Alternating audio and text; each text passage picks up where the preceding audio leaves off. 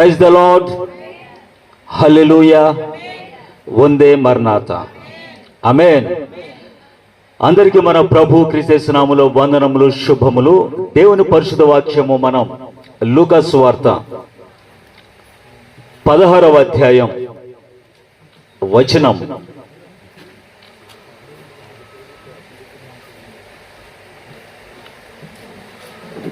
29, 16, 29 చదువుకుని మనం అప్పుడు తర్వాత కూర్చుందాం. నవ్వని చెప్పిన అందుకు అబ్రహాం వారి యొద్ద మోషేయు ప్రవక్తులను ఉన్నారు, వారి మాటలు వినవలనని అతనితో చెప్పగా, నేను చదివేస్తాను. అతడు తండ్రి అయిన అబ్రహామ ఆలోగనవద్దు, మృతులలో నుండి ఒకడు వారి యొద్దకు వెళ్ళిన ఎడల వారు మారుమనసు పొందుదురని చెప్పాను. అందుకతడు మోషేయు ప్రవక్తులను చెప్పిన మాటలు వారు వినని ఎడల మృతులలో నుండి ఒకడు లేచినను వారు నమ్మరని అతనితో చెప్పినాను. అందరూ ఒకసారి చిన్న ప్రార్థన చేసుకుందాం.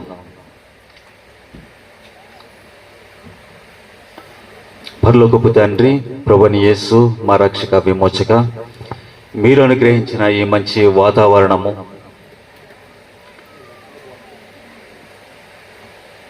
ఈ స్థలములో ఇక్కడ మేము నిన్ను మహింపరుచుకొని నీ వాక్యము ప్రవచనము వెల్లడి చేయడానికి మీరు అనుగ్రహించిన ఈ తరుణము, సదుపాయము, కరెంట్ అన్నిటిని బట్టి మీకు వందనములు, స్తోత్రములు, కృతజ్ఞతలు. మా ముందున్న ప్రతి ఆటంకములు అధిగమించుకొని సంఘమును నీ మహిమగల రాకడకు సిద్ధపరచడానికి ఈ దొమ్మేరు సౌరం మొత్తం ప్రతి వార్డులో నీ సత్యమును వెల్లడిపరచడానికి మాకు అనుగ్రహించిన ఈ కృపను, ఆధిక్యతను బట్టి నేను మహింపరుచుకుంటూ ఉన్నాం. నేనైతే నిష్ప్రయోజకులను, బలహీనుడను. ఉత్తమబోధకుడ పరిశుధాత్మ లేఖనములు మీవి. మరొకసారి మా అందరితోనూ మాట్లాడి నీ చిత్తమును బయలుపరిచి మహిమల రాకడకు మమ్మల్ని సిద్ధపరచమని మా ప్రియుడు, విమోచకుడు, పరిశుద్ధుడు, పునరుత్థానుడు యేసుక్రీస్తు ప్రశస్త పునరుత్థానంలో ప్రార్థించారించి వేడుకొంచున్నాము తండ్రి, ఆమేన్. అందరూ ఒకసారి ఇలా చెప్పండి. వధింపబడిన గొర్రె పిల్ల శక్తియు, ఐశ్వర్యము, జ్ఞానము, మహిమ, ఘనత, ప్రభావములు పొందుటకు అర్హుడు, ఆమేన్. సింహాసనాసీనుడైన వానికి, దేవుని గొర్రె పిల్లకు ఇప్పుడు ఎల్లప్పుడును సర్వయుగములు మహిమ కలుగును గాక, ఆమేన్. మాకు కాదు యెహోవా, మాకు కాదు, నీ కృపా సత్యములను బట్టి నీ నామమునికే ఇప్పుడు ఎల్లప్పుడు సర్వయుగములు మహిమ కలుగును గాక, ఆమేన్. దయచేసి అందరూ కూర్చోండి. ఈ సమయంలో మీ మధ్యను ఇక్కడ మేము దేవుని రాజ్య సువార్త సభను పెట్టుకోవటానికి ప్రభు కృపా తరుణము, సమయము అనుగ్రహించారు.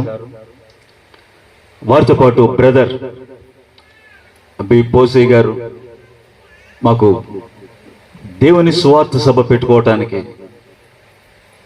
అనుమతి అడిగితే ఆయన ఇష్టపూర్వకంగా మాకు కొన్ని సదుపాయాలు కల్పించారు. వారితో పాటు స్థానిక సేవకులు, సంఘము పెద్దలు అందరికీ మరొకసారి యేసుక్రీస్తు పరిశుద్ధ ప్రశస్త నామములో వందనములు, శుభములు. ఉన్న ఊరిలో, ఈ గ్రామంలో మేము ప్రతి వార్డులోనూ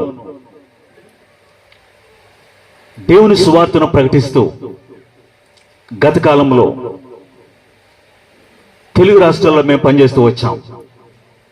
అన్యులకు, సువార్త వినబడని జనానికి, హిందువులకు, ఇస్లాం, ముస్లిం ప్రజలకు. అయితే ఒక టైం వచ్చింది, దేవుని సంఘమును కూడా సాధారణంగా మేము గతంలో చర్చెస్కి వెళ్ళే పేటలను నిర్లక్ష్యం చేశాం. ఎందుకంటే వాళ్ళకి ఏదో మందిరాలు ఉన్నాయి కదా, ప్రార్థనకి వెళ్తున్నారు, రక్షణ గురించి వాళ్ళు విన్నారు కదా. అయితే ఇప్పుడు టైం వచ్చేసింది, దేవుని సంఘమును, విశ్వాసులను ప్రభువైన యేసుక్రీస్తు మహిమగల రాకడకు సిద్ధపరచటం. ఒకటి సువార్త ప్రకటించటం, గాస్పల్. హిందువులు, ముస్లింలకు, అవిశ్వాసులకు, అన్యజనులకు సువార్త. ప్రభువైన యేసుక్రీస్తు నీ కొరకు దేవుడు రక్త మాంసములు ధరించి భూమి మీద జన్మించాడు. మనందరి కొరకు పరిహారము, ప్రాయశ్చిత్తముగా సిలువలో వధింపబడి, మరణించి, సమాధి చేయబడి, మూడవ దినమున తిరిగి లేచాడు. యేసుక్రీస్తులో విశ్వాసం ఉంచండి, మరణము నుండి జీవములోనికి దాటి వెళుతున్నాం. జస్ట్ సింపుల్ గాస్పల్, సువార్త. అయితే ఇప్పుడు చర్చెస్ ఉన్నటువంటి ప్యాటర్న్లో ప్రభు మాకు అనుగ్రహించిన ఇల్యూమినేషన్, ప్రత్యక్షత ఏమిటన్నట్లయితే దేవుని రాజ్య సువార్త ప్రకటించటం, గాస్పల్ ఆఫ్ కింగ్డమ్. ఇది ముందు ఓన్లీ గాస్పల్. ప్రభువైన యేసుక్రీస్తు గొర్రె పిల్ల వలె మన కొరకు బెత్లెహేంలో జన్మించాడు, మన కొరకు ప్రాణమును క్రైధనముగా అర్పించాడు. సువార్త, గాస్పల్. ఎవరు ఏ సమయంలోనైనా ఎక్కడైనా ప్రకటించవచ్చు, విశ్వాసం ఉంచి రక్షణలోనికి రావచ్చు. రెండవది దేవుని రాజ్య సువార్త. మత్తయి సువార్త 24వ అధ్యాయము 14వ వచనంలో మనం చూస్తాం. దేవుని రాజ్య సువార్త భూమి అందంతటా ప్రకటింపబడును, అటు తర్వాత అంతము వచ్చును. దేవుని రాజ్య సువార్త అనగా ప్రభువైన యేసుక్రీస్తు గొర్రెపిల్ల వలె మన కొరకు వధింపబడ్డాడు, మన పరిహారము, ప్రాయశ్చిత్తం నిమిత్తం సిలువలో ప్రాణమును ధారపోశాడు క్రైధనముగా. ఇది మాత్రమే కాకుండా మరొకటి, ఇప్పుడు ఆయన ఏదో బెత్లెహేములో గొర్రెల మంద దగ్గర ఏదో గొర్రె పిల్లను పట్టుకుని అలాగ విచారంగా నిలబడిన వ్యక్తి అలా లేడు. ఇప్పుడు ఆయన తండ్రి కుడి పార్శ్వమున ఆసీనుడై ఉన్నాడు. కొదమ సింహం వలె ఈ భూమి మీదకి తిరిగి రెండవసారి రాబోతూ ఉన్నాడు. అదే రాజ్య సువార్త, గాస్పల్ ఆఫ్ కింగ్డమ్. రాజ్య సువార్త ఏమిటన్నట్లయితే జడ్జిమెంట్ డే, భూమి మీదకి తీర్పు దినము రాబోతూ ఉన్నది ఇది. కాబట్టి బహుశా ఈ విషయాలు మీరు ఆలోచిస్తూ ఉన్నా లేకపోయినా, టైం, వేళ, సమయం చూస్తే మన తరము, మీ పిల్లలు చిల్డ్రన్ కాదు. నేడు ఈ మాట వింటూ ఉన్నా, నన్ను చూస్తున్న మీరు, మనము, మన కళ్ళే చూస్తాయి ప్రభువైన యేసుక్రీస్తు సెకండ్ కమింగ్. ఆమేన్. ప్రభువైన యేసుక్రీస్తు ప్రత్యక్షంగా భూమి మీదకి రెండోసారి రాబోతూ ఉన్నాడు. ఎప్పుడు, ఎలాగా? సాధారణంగా మనం ఒక ప్రశ్న సాధారణంగా వింటూ ఉంటాం, మనల్ని అడుగుతూ ఉంటారు, రాబాయ్ టైం ఎంత అయింది? నేను ఎక్కువ సార్లు ఎదుర్కొన్న ప్రశ్న ఇదే. అన్ని చోట్ల, నేనున్న గ్రామంలోనే కాదు, ఉన్న దేశంలో, ఉన్న ప్రాంతంలో కూడా, ఏ టైం ఎంత? What's the time? టైం ఎంత? ఈ వాచ్ ప్రకారం మనం చెప్తూ ఉన్నాం. మరైతే ముళ్ళు టైం సరిగ్గా తిరగాలి. మరి వాచ్ ఆగిపోయి ఉండకూడదు, రాంగ్ టైం చెప్పకూడదు కదా. మరైతే గాడ్స్ టైం ఎంత? దేవుని సమయం ఎంత అయింది? మొదటి దినవృత్తాంతములు 12:32లో ఇస్సాఖారీయుల కుమారుల గురించి ఒక మాట చెప్పబడింది. ఇస్సాఖారీయుల కుమారులు సమయోచితమైన జ్ఞానము, కాలము, ఏ కాలములో ఏమి చేయాలి మనము అని ఎరిగి, అది తన గోత్రానికి, ఇశ్రాయేలులకు బోధించే పెద్దలు ఒక 200 మంది వాళ్ళకు ఉన్నారు. సడన్గా మనకు గోత్రంలో యోసేపు గోత్రము, యోధ గోత్రము, బెన్యామిన్ ఇవే తెలుసు. కానీ ఇస్సాఖారీయుల కుమారులు సమయోచితమైన జ్ఞానము, understanding the times and seasons, అర్థం చేసుకుంటున్నారు అని అర్థమైంది. ఇది మనం ఆలోచిస్తున్నప్పుడు సమయాన్ని అర్థం చేసుకోవడం అంటే ఏమిటి? పనికి వెళ్తూ ఉన్నవాళ్ళు, స్కూల్కి వెళ్తున్న వాళ్ళు, డ్యూటీకి వెళ్తున్న వాళ్ళు, తెలుసు కదా, టైం ప్రకారం. ప్రయాణం చేసేవాళ్ళు, జర్నీ చేసేవాళ్ళు, ఎగ్జామ్కి అటెండ్ అయ్యేవాళ్ళు, ఇంటర్వ్యూకి వెళ్ళేవాళ్ళు, టైంతోనే ముడిపడి ఉన్నది. కాబట్టి సమయం ఎంత, టైం ఎంత అనేది గాడ్స్ టైం ఈరోజు మీరు వినబోతూ ఉన్నారు. దేవుని పరిశుద్ధ వాక్యంలో ఒక సంఘటన మీకు నేను ప్రస్తావిస్తూ ఉన్నాను. ఇది లూకా సువార్త 16 అధ్యాయంలో వ్రాయబడి ఉన్నది. ఒక గ్రామములో, మనకున్న గ్రామం ఎలాగైతే ఉందో, ప్రభువైన యేసుక్రీస్తు ఉపమానము చెప్పటం లేదు, పారబుల్ చెప్పటం లేదు. ఉపమానము, పారబుల్ అనగా అర్థం అనే విధంగా మాట్లాడుతూ ఉన్నాడు. ఒక స్త్రీకి 10 వెండి నాణేలు ఉన్నాయి. అందులో ఒకటి పోగొట్టుకుంది. అది దొరికే వరకు ఆమె తుడిచి ఇల్లంతా వెతికి, తర్వాత అది దొరికిన తర్వాత సంతోషాన్ని తన స్నేహితులకు పిలిచి పంచుకుంది. ఇది ఉపమానం, పారబుల్. ఒక వ్యక్తికి 100 గొర్రెలు ఉన్నాయి, అందులో ఒకటి తప్పిపోయింది. తప్పిపోయిన దానికోసం అతను వెతికాడు. ఆ విధంగా నేను వచ్చానని ప్రభువైన యేసుక్రీస్తు మనిషి కుమారుడు పరిచయం చేసుకుంటున్నాడు. అంటే నిజాన్ని చెప్పడానికి, సత్యాన్ని, ట్రూత్ని రివీల్ చేయడానికి, వెల్లడి చేయడానికి ఎగ్జాంపుల్ గా చెప్పేదే, ఉదాహరణ ఇచ్చేదే ఉపమానము, పారబుల్. అయితే ఇది పారబుల్ కాదు, జరిగిన విషయమే. ఆ వ్యక్తులు ఉన్నారు. ఎందుకంటే ప్రభువైన యేసుక్రీస్తు పేర్లు కూడా ప్రస్తావించాడు. ఒక వ్యక్తి ధనవంతుడు, అతని పేరు ప్రస్తావించబడలేదు. రెండో వ్యక్తి లాజరు, అతను దరిద్రుడని. మరేమిటి సంగతి? ఇద్దరు ఈ గ్రామంలో ఉన్నారు. అయితే వెంటనే జరిగింది ఏమిటన్నట్లయితే, ఒక రోజున లాజరు చనిపోయాడు. చనిపోయిన తర్వాత వెంటనే ఏమని మాట్లాడుతుంది దేవుని వాక్యం అన్నట్లయితే, అతను దేవదూతల చేత అబ్రహాము రొమ్మునకు కొనుపోబడాను. రైట్? ఇప్పుడు చూడండి, పేదవాడు కాబట్టి, దరిద్రుడు కాబట్టి పరలోకం వెళ్ళిపోయాడా? చెప్పాలి మీరు. దరిద్రుడు, పూర్ మ్యాన్, పేదవాడు కాబట్టి పరలోకం వెళ్ళిపోయాడా? అతనికి ఇవ్వబడినటువంటి కొంచెం మనకి పరిచయమైన వాక్యాలు ఏమిటన్నట్లయితే, దరిద్రుడు, ఒంటి నిండా అనారోగ్యం, కురుపులు, కాబట్టి కుక్కలు కూడా వచ్చి అప్పుడప్పుడు అతన్ని నాకుతూ ఉన్నాయి. అంటే అతను ఎవరు లేని వ్యక్తి అని అర్థమవుతూ ఉంది. తర్వాత అతను ధనవంతుని ఇంటి వాకిట పడి ఉన్నాడని వాక్యం చెప్తూ ఉంది. కారణం ఏమిటి? ఒకవేళ అక్కడ ఆ ఇంట్లో నుంచి వచ్చే పడిపోయినవి, వేస్ట్గా మిగిలిపోతాయి కదా, ఫ్రిడ్జ్లో పెట్టి దాసేవి కాదవి, ఒకళ్ళు ఎత్తి పోసేస్తారు, బయట పాడేస్తారేమో, అలాంటివి ఏదైనా తీసుకొని కడుపు నింపుకుందాం. ఇదే అతను గురించి ఉన్నటువంటి లేఖనము మనకి. అయితే అతను అబ్రహాము రొమ్ముకి వెళ్ళిపోయాను. అబ్రహాము రొమ్ము అనగా అర్థము బుసం ఆఫ్ అబ్రహాం అనగా పరదైసు. అంటే పరలోకంలో ఫస్ట్ ప్రవేశించగానే మనకి ఏ విధంగా ప్రత్యక్ష గుడారము, ట్యాబర్నకల్, ప్రత్యక్ష గుడారానికి మొట్టమొదట ఆవరణము, కోర్ట్, తర్వాత పరిశుద్ధ స్థలము, హోలీ ప్లేస్, 3 భాగాలుగా ఉంటాయి కదా. మూడవది అతి పరిశుద్ధ స్థలము, మోస్ట్ హోలీ ప్లేస్. అక్కడ మందసము, దేవుని నివాసం ఉండేది. ఈ విధంగా 3 భాగములుగా ఉంటూ ఉందో, పరలోకం కూడా ఆ విధంగానే కనపడుతూ ఉన్నది.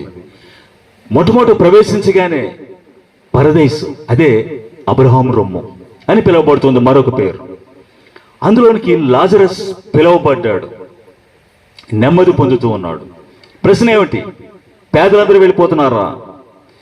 ప్రియమైన వారారా, మనం దేవుని వాక్యాన్ని పరిశీలిస్తున్నప్పుడు ఎందుకు అతను పరలోకంలోనికి లేక పరదేశంలోనికి అనుమతించబడ్డాడు? దానికి వాక్యం చెప్తున్న జవాబు, దేవుడు హృదయమును అంతరింద్రియములను పరిశీలించే దేవుడు.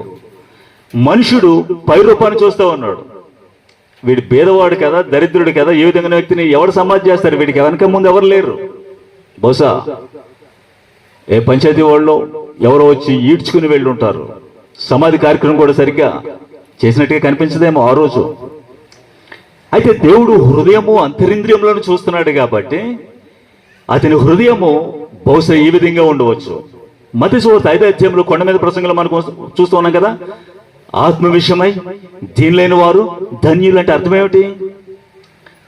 ఆత్మ విషయమై దీనత్వం అంటే అర్థం ఏంటి? ఆత్మలో, స్పిరిట్లో, మనసులో, హృదయములో. అంటే చిరిగిపోయిన బట్టలు వేసుకోవడమా బయటికి బాహ్యంగా? ఆత్మ విషయంలో దీనత్వానికి అర్థము లోపల, ఓ ప్రభువా, ఓ సృష్టికర్త దేవా, నీవు లేకపోతే నేను నశించిపోతాను, శూన్యము, బ్రతకలేను. నీవు లేకుండా నేను చచ్చిన కుక్కను, నిష్ప్రయోజకుణ్ణి. నీ వల్లనే కదా ప్రాణము, ఊపిరి. నీ వల్లనే కదా ఈ కుటుంబం, ఈ జీవితం, ఈ ఊపిరి, ప్రాణం లేచి నిలుస్తున్నారంటే ప్రతిదీ కూడా దేవునితో కౌంట్ చేసుకుని, లెక్క పెట్టుకుని, దేవా అని కౌంట్ చేసేదే ఆత్మ విషయమై దీనత్వం. అందులో రాజైన దావీదు కూడా ఉంటాడు, అందులోను పేదలైన ఈ లాజరు కూడా ఉన్నాడు. చూడండి ప్రేమ దేవుని బిడ్డలారా, ఇదే అతనికి అర్హత సాధించింది. మరొకటి ఏమై ఉంటుంది? దేని వాక్యం చెప్తూ ఉంది అక్కడ, మోషేయు ప్రవక్తలు ఉన్నారు, వారు చెప్పినవి వినండి. ఇప్పుడు అదే మీకు ప్రకటిస్తూ ఉన్నాం. మోషేయు ప్రవక్తలు ఏం చెప్పుంటారు? ఎవరి గురించి మాట్లాడారు? లేఖనాలు, అవి స్క్రిప్చర్స్, ప్రభువైన యేసుక్రీస్తు గురించి. బహుశా అది విన్నాడు, అతని హృదయంలో విశ్వాసం వచ్చింది యేసుక్రీస్తు మీద. అదే అతన్ని పరలోకం వెళ్ళడానికి క్వాలిఫై చేసింది, అర్హత సాధించింది. రెండవది, మరొక వ్యక్తి ధనవంతుడు, రిచ్ మ్యాన్. అతనికి ఇవ్వబడిన లేఖనాలు చూస్తే ప్రతిదినము బహుగా సుఖపడుచుండు వాడని. తర్వాత ఈ పేదల్ని, దరిద్రుల్ని పట్టించుకున్నాడా అని వాక్యం చెప్పడం లేదు. సాధారణంగా మనం చూస్తున్నప్పుడు, మనము తెల్లవారు లేచినప్పుడు ఏమనుకుంటున్నాం? మనం భోజనం చేస్తున్నప్పుడు ఏం ఆలోచన వస్తూ ఉంది? మనం వస్త్రం ధరించుకుంటున్నప్పుడు, ప్రియమైన దేవుని బిడ్డలారా, మోకరించినప్పుడే ప్రార్థన చేయడం కాదు, కళ్ళు తెరిచిన ప్రతి మూమెంట్, క్షణక్షణము ప్రార్థనే.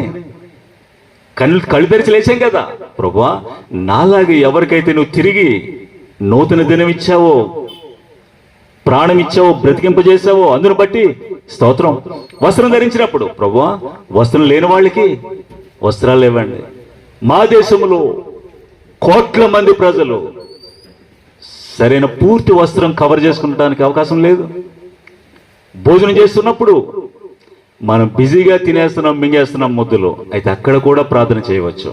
పూట ఆహారం లేని వాళ్ళు లక్షల మంది ఉన్నారు భూమి మీద. ఆఫ్రికాలో లేరా? భారతదేశంలో లేరా? కాబట్టి వీటన్నిటిలో ప్రతి క్షణక్షణం ప్రార్థనలో మనం కనెక్ట్ అవ్వచ్చు దేవునితో. ఇదే విజ్ఞాపన, ఇంటర్సెషన్. ఇవేమీ లేదు, కేవలము సుఖపడి, అంటే దీని ఏమంటామంటే luxurious and lavish life style, అంటే ఇష్టానుసారంగా బ్రతకటం. ఇది అతని గురించి చెప్పబడింది, ఇష్టానుసారంగా. దీనికి వాక్యం మరో చోట చెప్తూ ఉంది, ఇది వైట్ గేట్, విశాలమైనటువంటి మార్గము. ఇష్టం వచ్చినట్టు బ్రతకటం, భయము లేని జీవితం. ఏ భయము? సృష్టికర్త భయము. ఏ దేవుడైతే మనల్ని సృష్టించాడో, ఏ దేవుడైతే మనకు భూమి మీద ఒక ఆయుష్, నిర్మాణము, నీకంటూ ఒక కుటుంబం, ఒక ఆయుష్ ఎవరైతే అనుమతించాడో, ఆయన్ని కేర్ చేయకుండా, భయము లేకుండా ఇష్టానుసారంగా బ్రతికేదే మరొక వ్యక్తిలో కనపడింది. అతను చనిపోయాడు. ప్రియమైన దేవుని బిడ్డలారా, ఈ విషయాలు మనం వింటూ ఉన్నప్పుడు మన గ్రామంలో మరణాలు జరగటం లేదా? మీరు చూస్తున్న వార్తలు జరగటం లేదా? ప్రపంచవ్యాప్తంగా ఆరోగ్యంగా ఉన్నవాడే బ్రతుకుతున్నాడు 100 ఏళ్ళు. మరణాల విషయం చూడండి, హాస్పిటల్స్ చూడండి. మరణము వృద్ధాప్యం వచ్చాకే చనిపోతాం. అదేనా మనం చూస్తున్న మరణం? రోడ్ యాక్సిడెంట్లు జరగటం లేదా? భూకంపాల ద్వారా, అగ్ని ప్రమాదములు. అంటే మరణము వయసుతో నిమిత్తం లేకుండా ఏ సందర్భంలో ఎవరికైనా జరిగేదే. అయితే బ్రతుకున్న వాళ్ళు దాన్ని మనసున పెట్టడం లేదు. చూడండి, దేవుని వాక్యము ప్రసంగి 7వ అధ్యాయంలో జ్ఞాని ఈ విధంగా చెప్తూ ఉన్నాడు, బుద్ధిహీనుడు. ఈ మధ్యన మనం యూట్యూబ్లో మనం ప్రసంగాలు కూడా చూస్తూ ఉన్నాం. మెసేజ్లో ఏమని పెడుతూ ఉన్నారు? సినిమాలు చూడవచ్చా లేదా? ఇది టైటిల్. సినిమా పాటలు వినొచ్చా లేదా? ప్రసంగ పుస్తకం వాళ్ళు చదివినట్లేరు. 7వ అధ్యాయం మనం చదువుతున్నప్పుడు, బుద్ధిహీనుల పాటలు వినడము కంటే జ్ఞానుల గద్దింపు వినడము శ్రేష్టము. బుద్ధిహీనులవి అంటే ఎవరు? వీళ్ళు లోకస్తులు. చూడండి, ఏ film song, movie song, Bollywood, Tollywood ఏది తీసుకోండి, అది ఆ పాట అర్థం ఏమిటి? ఎవరిద్దరి గురించి అది రాస్తున్నారు చెప్పండి? ప్రభువైన యేసుక్రీస్తు సంఘం గురించా, సువార్త గురించా? ఓ హీరో హీరోయిన్ మధ్య జరిగేది ఇది కదా. ఇవి వినడం కంటే నీతిమంతుని గద్దింపు వినడం శ్రేష్టము, క్షేమము. చూడండి, కాబట్టి జ్ఞాని ఎలా ఆలోచిస్తాడంటే, సంతోషంగా సంబరంగా ఊరేగింపులు చేస్తున్నారు చూడండి, వాటి గురించి ఆలోచించడు, దూరంగా ఉంటాడు వాటికి. మరేం ఆలోచిస్తాడు? ప్రలాపించే వారి గృహాల గురించి. ఎక్కడైతే ఎవరైనా కన్నీరు కారుస్తున్నారో, ఎక్కడైతే సమస్య వచ్చిందో, బాధ మరణం వచ్చిందో వాళ్ళు ఏడుస్తున్నారు కదా, జ్ఞానం గలోడు మనసు అక్కడ పెడతాడు, అక్కడికి వెళతాడు. ఓ మరొక రోజు నేను కూడా వాటి గుండా వెళతాను. ప్రేమ దేవుని బిడ్డలారా, ఇది మనం వింటూ ఉన్నప్పుడు ధనవంతుడు ఇష్టానుసారంగా బ్రతికేశాడని అర్థమైపోయింది. మరి ఇంకేమిటి? ఇష్టానుసారంగా బ్రతికినందుకే అతను అగ్ని జ్వాలల్లో, బర్నింగ్ ఫ్లేమ్స్ లో యాతన పడుతూ ఉన్నాడా? అగ్ని జ్వాలల్లో యాతన పడడానికి కారణం ఆస్తి ఉన్నందుకేనా? అది మాత్రమే కాదు, మరొకటి చెప్తూ చూడండి. అతను అగ్ని జ్వాలలో యాతన పడుతూ తండ్రి అయిన అబ్రహామును, లాజరును చూసి ఈ విధంగా అడుగుతూ ఉన్నాడు. తండ్రి అయిన అబ్రహామా, నీ ప్రక్కన ఉన్న లాజరుని పంపించి ఒక నీటి చుక్క, ఏ వాటర్ డ్రాప్, నీటి చుక్క ఒకటి చిటికిన బ్రేలుతో పోయించు నా నాలుక, నేను ఇక్కడ అగ్ని జ్వాలలో యాతన పడుతున్నాను అని కేకలు వేస్తున్నాడు. ప్రశ్న ఏమిటన్నట్లయితే, చనిపోయిన తర్వాత ఏం జరుగుద్ది? ఆత్మలు ఎలా ఉంటాయి? గుర్తుపట్టగలమా? సాధారణంగా మనం చనిపోయాం, గాలి ధూళయ్యామని అనుకుంటున్నాం. లేదు, వార్తలు మనం చూస్తూ ఉన్నాం, పలానా వ్యక్తి చనిపోయాడు, స్వర్గంలో ఉన్నాడని వాళ్ళు రాస్తూ ఉన్నారు ప్రముఖుల గురించి. లేదా ఇక సెలవు, కానరాని లోకాలకు వెళ్ళిపోయారని చెప్తూ ఉన్నారు. నిజానికి సైన్స్, ఫిజిక్స్, హాస్పిటల్లో ట్రీట్మెంట్ ఇచ్చిన డాక్టర్ వాళ్ళకి తెలియదు ఈ విషయాలు. ఇక అయిపోయిన పేషెంట్ తీసుకెళ్ళిపోండి అని చేస్తున్నారు, డెత్ సర్టిఫికేట్ జారీ చేసి. ప్రయత్నించాం చివరి వరకు అని. అసలు మరణం తర్వాత ఏమిటి జరిగేది, ఎలా ఉంటుంది? ప్రియమైన దేవుని బిడ్డలారా, 2వ తిమోతి వ్రాసిన పత్రిక 2వ అధ్యాయం 9-10 వచనంలో, అనాది కాలమునే, పూర్వకాలం అందే ప్రభువైన యేసుక్రీస్తు వలన, ఆయన ప్రత్యక్షత వలన బయలుపరచబడింది ఆయన కృప. ఏమిటి అన్నట్లయితే, కృపచేత రక్షించబడ్డాం కదా. ఏమిటా కృప? క్రీస్తు యేసు మరణమును నిరర్ధకము చేసి జీవమును, అక్షయతను సువార్త వలన వెలుగులోనికి తెచ్చాను. మరణము, డెత్, చనిపోయిన వ్యక్తులు మనకు తెలుసు, చనిపోయిన కుటుంబాల్లో, వ్యక్తుల్లో ఎక్కడెక్కడ ఏ విధంగా చనిపోయారో ఇవి మనం మాట్లాడుతున్నాం. కానీ మరణం అసలు ఎందుకు వచ్చింది, మరణం తర్వాత ఏమిటి, అది ఇప్పుడు మనం వినబోతూ ఉన్నాం. మరణము, మరణం యొక్క బలం గలవాడు అపవాది సాతాను. ఎలాగ దేవుడికి జీవము గల దేవుడు అని పేరుందో, ఏ విధంగా దేవుడికి సత్యస్వరూపి, సత్యవంతుడు, ప్రేమస్వరూపి అని పేర్లు ఉన్నవో, మరొకడు ఉన్నాడు, వాడి పేరు మరణం, వాడి పేరు చీకటి, వాడి పేరు అబద్ధికుడు, అపవిత్రుడు, మరణం. ప్రియమైన దేవుని బిడ్డలారా, అపవాది ద్వారా, సాతాను ద్వారా వతంలో ఉంది కాబట్టి ఆ మరణము ఒక మనుషుని ద్వారా అందరికీ సంప్రాప్తమైంది. రోమీయులకు రాసిన పత్రిక 5:12 మనం చూస్తూ ఉన్నాం. మరి అయితే ఇంతకేమిటి? చనిపోయిన వ్యక్తులు సమాధిలో ఉంటారా, పరదేశకు వెళ్తారా, ఎక్కడ ఉంటారు వీళ్ళు? బైబిల్ చాలా క్లియర్గా చెప్తూ ఉంది. అదేమిటన్నట్లయితే, ఏ విధంగా మనం ఒకరినొకరిని చూసేలా గుర్తుపడుతున్నామో సేమ్ ఆ విధంగానే చనిపోయిన ఆత్మలను కూడా మనం గుర్తుపట్టగలం. కారణం ఏమిటన్నట్లయితే, ధనవంతుడు అగ్ని జ్వాలల్లో యాతన పడుతూ అక్కడ పైనుండి చూసిన లాజర్ను గుర్తుపట్టాడా లేదా? చెప్పండి. గుర్తుపట్టాడు. అబ్రహామును గుర్తుపెట్టాడా లేదా? తండ్రి అయిన అబ్రహామును గుర్తుపట్టాడు. రెండవది, మత్తయి 17వ అధ్యాయంలో రూపాంతర కొండ మీద, తాబోరు రూపాంతర కొండ మీద ప్రభువైన యేసుక్రీస్తు రూపాంతరం చెందాడు. ఆయన ముఖం సూర్యుని వలె ప్రకాశిస్తూ ఉంది కదా. ఆ పర్వతం మీద మరొకిద్దరు ప్రత్యక్షమై, ఏలియా మరియు మోషే ప్రభుతో ఆయన నిర్గమం గురించి మాట్లాడుతూ ఉన్నారు. ఆ సందర్భంలో పేతురు చూసి ఏం చెప్తున్నాడు? ఓ ప్రభువా, మోషేకు, ఏలియాకు, నీకు మేము 3 పర్ణశాలలు కడతాము, టాబర్నకిల్స్ 3 కడతామని. అంటే మోషే చనిపోయి ఆత్మ వలన పై కొనుకోబడ్డాడు. రెండవది ప్రవక్తని ఏలియా మరణమును చూడకుండా కొనుకోబడెను. ఆ 2 వ్యక్తుల్ని, మోషే, ఏలియాని పేతురు గుర్తుపట్టాడు. ప్రియమైన దేవుని బిడ్డలారా, ఆత్మలను ఆత్మ ప్రపంచములో గుర్తుపట్టగలము. రెండవది, చనిపోయిన వాళ్ళకి కాళ్ళు చేతులు ఉంటాయా? చనిపోయిన వాళ్ళు ఎలా ఉంటారు అంటే దేనోక్యం చెప్తూ ఉంది. ధనవంతుడు అగ్ని జ్వాలల యాతన పడితే ఏం చెప్పాడు? నాకు దాహము, దప్పిక, ఒక్క చిటికెడు నీళ్లు అంటున్నాడు కదా. అంటే అతని సెన్సెస్, కళ్ళు, నాలుక, మొత్తం ఇవన్నీ ఉన్నాయి. సోల్, ప్రాణానికి, స్పిరిట్, ఆత్మకి ఈ సెన్సెస్ అన్నీ తెలుస్తూ ఉన్నాయి. ఇదోటి గమనించాలి. అంటే భూమి మీద మనం ఉన్నటువంటి ఈ దేహము, బాగా వినాలి మీరు, చూడాలి. ఈ దేహము ఏ విధంగా అయితే మనకి కళ్ళు, చెవి ఇవన్నీ ఎలాగైతే బాడీలో తెలుస్తూ ఉన్నాయి, కనపడుతూ ఉన్నావో, ఇది మన్ను టెంపరీ. అయితే లోపల ఉన్నటువంటి ఇన్నర్ మ్యాన్, అంతరంగ పురుషుడు, అతనికి అవే ఉన్నాయి. బయటకు వచ్చేసిన తర్వాత అవి నిత్యము ఉండడానికి.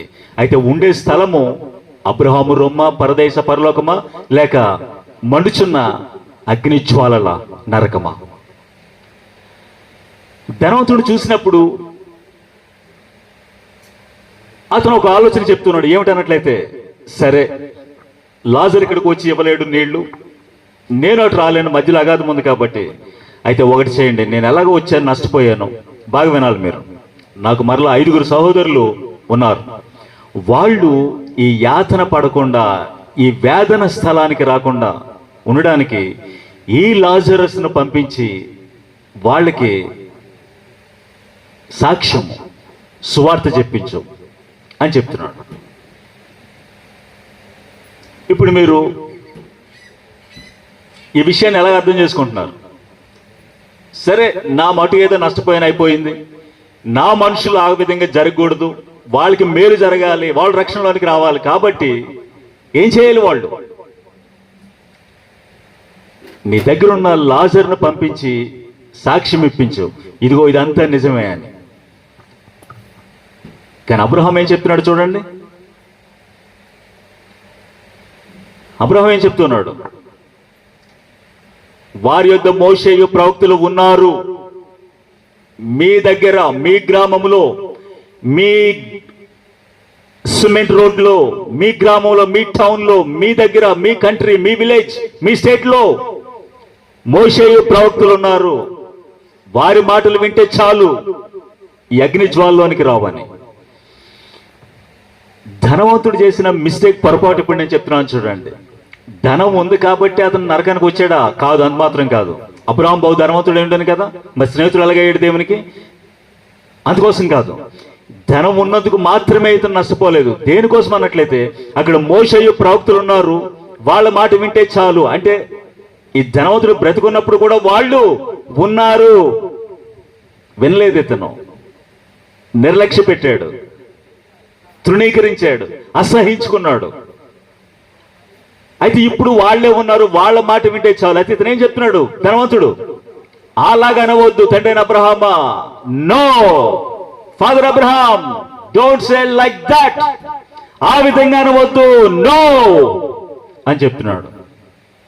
అంటే మోషే ప్రవక్తలు చెప్పేది ఏమిటంటే, లేఖనములో ఉన్న దేవుని గొర్రెపిల్ల నజరేయుడైన యేసుక్రీస్తును, ఆమేన్, యేసుక్రీస్తు గురించి చెప్తూ ఉన్నారు మోషే మరియు ప్రవక్తలు. నీ కొరకు సిలువలో ప్రాణం అర్పించి, నీ కొరకు క్రైధనము, విమోచన క్రైధనం అర్పించి, పరిహారము చేసి 3వ దినమున తిరిగి లేచాడు. విశ్వాసం ఉంచి చాలు.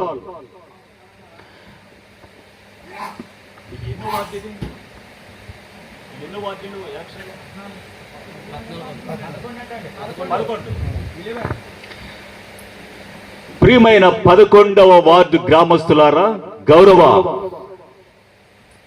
ప్రజలారా, నేను ప్రశ్న అడుగుతూ ఉన్నాను. నీ ఇంటిలో బైబిల్ ఉన్నది, నీకు సూట్ అయిన ఏదో మందిరానికి వెళ్ళి నువ్వు కూర్చుంటున్నావు ఆల్రెడీ. అయితే నీ కుటుంబంలో తిరిగి జన్మించకుండా రక్షణ పొందకుండా ఎంతమంది మిగిలిపోయారు? గొర్రెపిల్ల జీవ గ్రంథంలో పేర్లు వ్రాయబడినవా? వాటర్ లిస్ట్ లోనో ఆధార్ కార్డులోనో మరొకటి గవర్నమెంట్ ద్వారా వచ్చేవి క్లెయిమ్ చేస్తున్నాం, అడుగుతున్నాం, మాకు అందలేదని. ఇప్పుడు ఏమిటన్నట్లయితే గొర్రెపిల్ల జీవ గ్రంథంలో మీ పేర్లు వ్రాయబడి ఉన్నవా? ఎవరు రాస్తారు? ఎప్పుడు రాయబడద్దు? ఎలాగా? అక్కడ మోషేయు ప్రవక్తలు ఉన్నారు, వారి మాట వింటే చాలు. సాధారణంగా మనకి సేవకులు అనగానే ఎక్కడో డాక్టర్ బిల్లీ గ్రహాం, టీజెస్ దినకరన్ వీళ్ళు అనుకుంటున్నాం మనం, రైట్? వాళ్ళు స్టార్లు, వాళ్ళు నక్షత్రాలు, వాళ్ళు ప్రకాశించారు. అయితే మబ్బులు ఆకాశాన్ని కమ్మేసినప్పుడు నక్షత్రాలు కనపడతాయా? చెప్పండి. స్టార్స్ అప్పుడు కనపడు. అయితే నీ ప్రక్కనున్న క్రొవ్వొత్తు నీకు దారి చూపెడుతుంది. Praise the Lord. చిన్న చిన్న సేవకులు ఈ రోజున క్రొవ్వొత్తుల వల్ల, క్యాండిల్స్ల వల్ల ఉన్నారు కదా. నీకు స్టార్స్ కనిపించడం లేడు. డాక్టర్ బిల్లీ గ్రహాం పోలంచో, నక్షత్రాలు కనబడని చోట, స్టార్స్ లేని చోట చిన్న క్రొవ్వొత్తులు దారి చూపెడుతున్నాయి. అయితే కావాల్సింది వెలుగు. దారి చూపిస్తే చాలు. అది ప్రకటించబడుతూ ఉంది. నజరేయుడైన యేసుక్రీస్తు నామములో, యేసుక్రీస్తులో విశ్వాసం ఉంచండి చాలు. మోషే ప్రవక్తలు అందరూ చెప్తున్నది అదే. అత్యున్నతమైనది, పరిశుద్ధమైనది, ప్రశస్తమైనది ద నేమ్ జీసస్ క్రైస్ట్. ఆ పేరు చెప్పబడుతూ ఉంది. అయితే ధనవంతుడు చెప్తున్నాడు అలాగా అనవద్దు, అది కాదు. రైట్.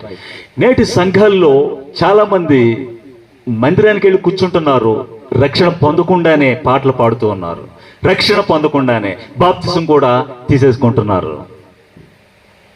ఆలోచించండి ఒకసారి. అంటే యేసుక్రీస్తును సంఘములోనికి, సంఘం అనేప్పుడు నేను మందిరం, టెంపుల్ గురించి చెప్తూ ఉన్నది, దేవుని సంఘము, ఇన్విజిబుల్ చర్చ్. ఈ బండ మీద నా సంఘమును కడుతూ అని ప్రభు చెప్పాడు కదా. ఆ సంఘము చర్చ్లోనికి రావాల్సింది ద్వారము గుండా. బాగా వినాలి మీరు. గేట్వే, ద్వారము గుండా రావాలి. లేదా మరొక దారి నుంచి, మరొక చోటు నుంచి లోపలికి వచ్చి కూర్చుంటే లోపలికి రావచ్చు. మరి అయితే ఏం జరుగుతుంది తెలుసా మీకు? మత్తయి 22 అధ్యాయంలో ఏం జరిగింది? పెండ్లి విందు జరుగుతూ ఉంది అక్కడ. అయితే యజమానుడు లోపలికి వచ్చాడు, చూస్తూ ఉన్నాడు. అందరిని పరిశీలించి అందులో ఒకడికి పెండ్లి వస్త్రం లేదు. వెంటనే అడిగాడు యజమానుడు, స్నేహితుడా, ఫ్రెండ్, ఎలా వచ్చావు ఇక్కడికి వస్త్రం లేకుండా అని. అతను వెంటనే ఏం చెప్పాలి చెప్పండి? వస్త్రం లేనివాడు ఏం చెప్పాలి చెప్పండి? సార్, నాకు వచ్చాను, నా దగ్గరికి వచ్చేసరికి అయిపోయినాయని చెప్పారు, ఇవ్వలేదు. నా దగ్గరికి వచ్చేసరికి ఇవ్వలేదు. కానీ అతను చెప్పడం లేదు. అలాగా మౌని అయి ఉండేనో, స్పీచ్లెస్. అంటే వస్త్రం ఇచ్చి ఉంటారు, పోగొట్టుకుని వచ్చాడా దిగంబరిగా రక్షణ వస్త్రాన్ని, నీతి వస్త్రాన్ని? లేకపోతే ద్వారం గుండా రాకుండా మరొక చోట నుంచి దూరు వచ్చాడా? దేవుని కృపను, ప్రియమైన వారలారా, చర్చ్ దేవుని కృపను కామాతురత్వానికి దుర్వినియోగంగా చూడండి. తెల్లని వస్త్రం మురికైతే ఒకసారి కడిగితే పర్వాలేదు. బాగా వినాలి మీరు. అదే వస్త్రం మళ్ళా మురికి చేసి మళ్ళా కడిగితే ఎలా ఉంటుంది? మళ్ళా మురికి చేసి మళ్ళా కడిగితే వన్ ఆఫ్టర్ అనదర్, ఒకసారి తర్వాత మరొకటి పడుతూ పాపములు తెలిసి చేస్తూ ఉంటే ఒక రోజున క్షమాపణ కోల్పోతావు. రైట్? ప్రియమైన దేవుని బిడ్డలారా, కన్నీళ్లు కార్చినప్పుడల్లా దేవుడు క్షమిస్తున్నాడా? ఎస్, క్షమిస్తున్నాడు. రైట్? అయితే హెబ్రీ రాసిన పత్రిక 12వ అధ్యాయంలో చూస్తే, ఏశావు కన్నీళ్లు విడిచినను మారు మనసు పొందనోళ్ళకి అవకాశము దొరకక విసర్జింపబడిను. మరి అక్కడ ప్రియమైన దేవుని బిడ్డలారా, ఒక విషయాన్ని గుర్తుపెట్టుకోండి. సత్యము గూర్చి అనుభవ జ్ఞానం వచ్చిన తర్వాత తెలియదు కాబట్టి దేవుడు చెప్తూ ఉంటాడు, పరిశుద్ధాత్మ గుర్చేస్తూ ఉంటాడు, మనసాక్షి. తెలిసిన తర్వాత బుద్ధిపూర్వకంగా, డెలిబరేట్లీ, ఇంటెన్షనల్లీ, కావాలని చేస్తే దానికి తీర్పు ఉంటుంది, జడ్జిమెంట్. గుర్తుపెట్టుకోండి. కాబట్టి దేవుని కృప పొందిన మనము పడుతూ నడవడానికి కాదు, జై జీవితంతో వెళ్ళడానికి. Praise the Lord. Victorious Christian life, జై జీవితము. అందుకోసం కృప పొందాము. కృప వెంబడి కృప. దేనికోసం? Victorious Christian life. ప్రియమైన బిడ్డలారా, నేడు చర్చెస్ లో మనం చూస్తూ ఉంటే చిల్డ్రన్, పిల్లలు ఎక్కువ ఉన్నారు. అంటే ఏమిటి? మారు మనసు పొంది బాప్తిసం పొంది 10 సంవత్సరాల క్రితమే మారు మనసు బాప్తిస్మము, 20 ఏళ్ల క్రితమే రక్షణ పొందాము. కానీ ఇప్పటికీ ఎలా ఉన్నామో తెలుసా మీకు? Christian babes, infants, children. అంటే అర్థం ఏంటి? గమనించారు లేదు? పిల్లల్ని, చిల్డ్రన్ చూస్తే యూరిన్ అక్కడే పోస్తారు, అక్కడే ఆడతారు వాళ్ళు. పిల్లల్ని చూడండి, అక్కడే వామిట్, అక్కడే ఆడతారు చేతులు పెట్టి. ఎవరు వీళ్ళు? బతికిలేరా? బొమ్మలా ఇవి? లేదు, వీళ్ళు బతికున్నారు, రక్షణలోకి వచ్చారు. పాపం అనేది తెలియదు వీళ్ళకి, అందులోనే మళ్ళా పడ్డాం. తెలియదు వాళ్ళకి, మనసాక్షి లేదు, గద్దింపు లేదు, బైబిల్ సొంతంగా చదవటం లేదు. ప్రియమైన దేవుని బిడ్డలారా, రివైవ్. దేవుని సువార్త ఏమిటన్నట్లయితే రాజ్య సువార్త. నీవు పసి పిల్లలుగా ఉండడం కాదు, క్రీస్తును పోలి ఇన్ హిస్ స్టేచర్, యేసుక్రీస్తు వలె అన్ని విషయాల్లో ఎదగడానికి ఈ రోజు మేము వాక్యం ప్రకటిస్తూ ఉన్నాం. Praise the lord. యేసుక్రీస్తు వలె అన్ని విషయాల్లో నువ్వు యేసుక్రీస్తు వలె ఎదిగితే పరలోకంలో, ఇంతకుముందు చెప్తున్నాను చూడండి, అబ్రహాము రొమ్ము, అది పరలోకంలో ప్రారంభ దశ, బిగినింగ్. చూడండి, ప్రభువైన యేసుక్రీస్తుకు కుడి ప్రక్కన ఎడమ ప్రక్కన ఇద్దరు దొంగలు వేలాడుతున్నారు కదా, అందులో ఏ వ్యక్తి పరదేశికి వెళ్తున్నాడు? ప్రభుతో కుడి ప్రక్కన ఉన్న వ్యక్తి కదా. అంటే అతనికి ఏమన్నా అప్పుడు బాప్తిసం పొందాడా? చర్చి మనలా వచ్చి పరిశుద్ధ పనుల్లో పాలు పొందాడా? ఆ టైం లేదు అది. కాబట్టి ఫస్ట్ ప్లేస్ అంటే ప్రారంభ దశ. ఏ విధంగా మనకి ట్రైన్లో జనరల్ కంపార్ట్మెంట్, తర్వాత సెకండ్ క్లాస్, తర్వాత ఫస్ట్ క్లాస్ ఉంటాయో, సేమ్ పరలోకంలో కూడా కొన్ని డివిజన్స్ ఉన్నాయి. నీవు మామూలుగా ఆర్డినరీ క్రిస్టియన్గా మామూలుగా బతికితే ఈ భూమి మీద నీకు సరైన ఇల్లు లేదు, సరైన వస్తు లేదు, గవర్నమెంట్ కావాల్సిన స్థలం ఇవ్వటం లేదు, ఈ భూమి మీద నీకు ఏమీ లేదు భూమి మీద బ్రతకడానికి. చచ్చిన తర్వాత కూడా పరలోకంలో లో లెవెల్లో బతుకుతావు. అంటే ఆర్డినరీ ప్లేస్. ఇది కొత్త విషయం అయి ఉండొచ్చు వాక్యం వినడంలో, బహుశా నువ్వు చదవలేదు, వినలేదు. రక్షణ పొందిన నీవు పరలోకంలో పడిలేస్తూ క్షమించమని అడుగుతూ ఆ విధంగా బతుకుతూ ఉంటే ఎక్కడున్నావో తెలుసా నీకు? ప్రత్యక్ష గుడారంలో, టాబర్నకెల్లో, బలిపీఠం దగ్గర ఆగిపోయావు. బలిపీఠం దగ్గరే అంటే అక్కడి నుంచి దీపవృక్షం ఉంది, అక్కడి నుంచి ఇంకా ముందుకెళ్ళాలి, అక్కడి నుంచి మందసం దగ్గర కూడా వెళ్ళొచ్చు. దేవాలయపు తెర నడిమికి చీల్చబడిను, లోపలికంటే వెళ్ళాలి. కానీ ఇక్కడ చేసిన పాపం మరల చేసి అక్కడే మిగిలిపోయావు. ఇది డేంజరస్, ప్రమాదం. ప్రియమైన దేవుని బిడ్డలారా, మిమ్మల్ని తట్టి లేపడానికి నేను చెప్తున్నాను, ఇక ఆలస్యం లేదు. ఆయన వచ్చుచున్నాడు. మరి నీతిమంతుడు విశ్వాస మూలంగా జీవించును. Praise the lord. మరి ఇది వింటూ ఉన్నప్పుడు పునరుద్ధానము, రిజరెక్షన్ అనే పదం మీకు పరిచయం చేస్తున్నాను. ధనవంతుడు, లాజరు. ధనవంతుడు ఫెయిల్ అయింది ఏమిటన్నట్లయితే, మోషే ప్రవక్త చెప్తున్న యేసుక్రీస్తును లక్ష్య పెట్టలేదు జీవితకాలంలో, ఇష్టం వచ్చినట్టు బతికేశాడు. దరిద్రుడు, పేదవాడే, ఆత్మవిషయంలో దీనత్వం కలిగి ఉన్నాడు. దేవుడు హృదయములను పరిశీలించే దేవుడు కాబట్టి అతనికి చోటు దొరికింది. మరొక వ్యక్తి రిజెక్ట్ అయిపోయాడు, యాతన పడుతూ ఉన్నాడు అగ్ని జ్వాలల్లో. మరి విషయం ఏమిటన్నట్లయితే, పునరుద్ధానము నిజమేనా? రిజరెక్షన్, చనిపోయిన తర్వాత పునరుద్ధానము ఉందా? ప్రియమైన దేవుని బిడ్డలారా, దేవుని వాక్యము చాలా చాలా క్లియర్గా, స్పష్టంగా ఈ విధంగా చెప్తూ ఉంది. ఒకసారి అపోస్తలుడైన పౌలు ఏథెన్స్లో, బాగా వినాలి మీరు, నేను చివరికి వచ్చేస్తున్నాను. ఏథెన్స్లో అనగా ఇప్పుడున్నటువంటి గ్రీస్ దేశం, అది ప్రాచీన కాలంలో. అక్కడ వాక్యం చెప్పుతూ అక్కడ ఒక స్థలానికి వచ్చాడు. ఇది మనకి అపోస్తలుల కార్యాలు 17వ అధ్యాయంలో ఉంటుంది అన్నమాట. ఇందులో ఏమిటంటే, ఆ స్థలానికి అరేయప్పయోగ్ అనే ఒక స్థలం ఉంది. అక్కడికి వచ్చి వాక్యం చెప్తూ ఉన్నాడు. చెప్తూ ఒక పదం ఉపయోగించాడు. ఏమిటన్నట్లయితే, ఇదిగో అంతకుముందు ధనవంతుడు ఏమన్నాడు? లాజర్ను పంపితే చాలు అన్నాడు కదా. లాజర్ని అది పంపటం మోషే ప్రవక్తలు వాళ్ళు చెప్తున్నారు కదా. ఎవరి గురించి చెప్తున్నారు? పునరుద్ధారుడైన యేసుక్రీస్తు గురించి. ఎందుకనగా తాను నియమించిన మనుషుని చేత నీతిని అనుసరించి భూలోకమునకు తీర్పు తీర్చబోయే ఒక దినము నిర్ణయించున్నాడు. మృతులలో నుండి ఆయన లేపినందున దీన్ని నమ్ముటకు అందరికీ ఆధారము కలుగజేసి ఉన్నాడు అని, మృతుల పునరుద్ధానంలో ప్రభువైన యేసుక్రీస్తు లేచాడు అని పౌలు బోధిస్తూ ఉంటే విన్నవాళ్ళు ఏం చేశారో తెలుసా మీకు? గ్రీసు దేశస్తులు వాళ్ళు సాధారణంగా ఏదో క్రొత్త విషయము, క్రొత్త సంగతులు వినడంలో కాలం గడుపుతున్నారు. ఏథెన్స్ పట్టణంలో తినడానికి తాగడం అన్నీ ఉన్నాయి. ఊరిగా వచ్చి రచ్చబండ పంచాయతీ అక్కడ కూర్చుని పిచ్చపాటి మాట్లాడుకోవడం, ఏదో ఒకటి క్రొత్తదే. అలా జరిగిందా క్రొత్త విషయం. అయితే పౌలు విధంగా చెప్తున్నాడు, మృతుల పునరుద్ధానము ఇది, ప్రభువైన యేసుక్రీస్తు మృతులో నుండి లేచాడు, సువార్త నమ్మండి అని చెప్తూ ఉన్నప్పుడు కొందరు అపహాస్యం చేశారు. అంటే మాక్డ్ హిమ్, జీయడ్, అపహాస్యం చేశారు. మరికొంతమంది ఇంకొకసారి చెప్తే వింటాము అంటున్నారు. అంటే ఇది అప్పుడు వినలేదా వాళ్ళు, అర్థం చేసుకోలేదా? అరే ఇంకోసారి చెప్పాలి నువ్వు మాకు అంటున్నారు. అలాగుండిగా పౌలు వారి మధ్య నుండి వెళ్ళిపోయాను. హి డిపార్టెడ్ ఫ్రమ్ దెమ్, వెళ్ళిపోయాడు. అయితే కొంతమంది మనుషులు హత్తుకొని విశ్వసించిరి. వారిలో అరేయోపగీతుడైన దియోనూసియు, దమరి అనే ఒక స్త్రీ, మరి కొంతమంది ఉన్నారు. రైట్. ఇక నేను ముగించేస్తున్నాను. మీ గ్రామంలో ఈ స్వార్థ, దేవుని స్వార్థ, రాజ్య స్వార్థ చెప్పడానికి నేను వచ్చాను.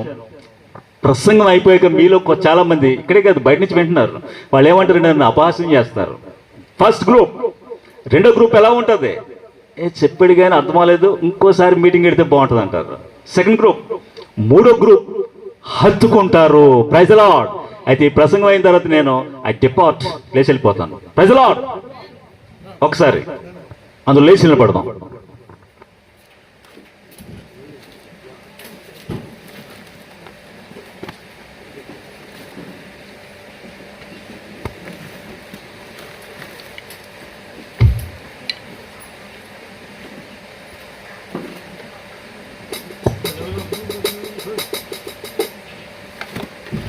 Praise the lord. యేసుక్రీస్తు రాకడలో ఎదుర్కోవడానికి నువ్వు సిద్ధంగా ఉన్నావా? చెప్పండి. ప్రశ్న. Are you ready to meet Jesus Christ? యేసుక్రీస్తుని ఎదుర్కోవడానికి రెడీగా ఉన్నావా? ఎలా ఉన్నావు? నీ విశ్వాసం, నీ జీవితం. Praise the Lord. శ్రమలు, కష్టాలు, బాధల్లో నిలువెల్ల యేసుక్రీస్తు కోసం మనము ఎదురు చూడాలి, దాటి వెళ్ళాలి, కలుసుకోవాలి. నిలువెల్ల నీ కోసమే వేచియుంటాను తుది వరకు. చిన్న చిన్న మాటలు పాడుతున్నాను, కలిసి పాడండి. యెహోవాను గురించి క్రొత్త గీతం పాడాలి. Praise the Lord. నిలువెల్ల నీ కోసమే వేచియుంటాను తుది వరకు. నిలువెల్ల నీ రాకకై ఎదురు చూస్తాను కడ వరకు. శ్రమలెన్నో వచ్చిన, కష్టాలే ముంచిన, శోధనలే చుట్టిన, పెనుగాలై కొట్టిన, దాటి వస్తాను నీ కోసమే. కలుసుకుంటాను మేఘాలపై. నిలువెల్ల నీ కోసమే వేచియుంటాను తుది వరకు. నిలువెల్ల నీ రాకకై ఎదురు చూస్తాను కడ వరకు. శ్రమలెన్నో వచ్చిన, కష్టాలే ముంచిన, శోధనలే చుట్టిన, పెనుగాలై కొట్టిన, దాటి వస్తాను నీ కోసమే. కలుసుకుంటాను మేఘాలపై.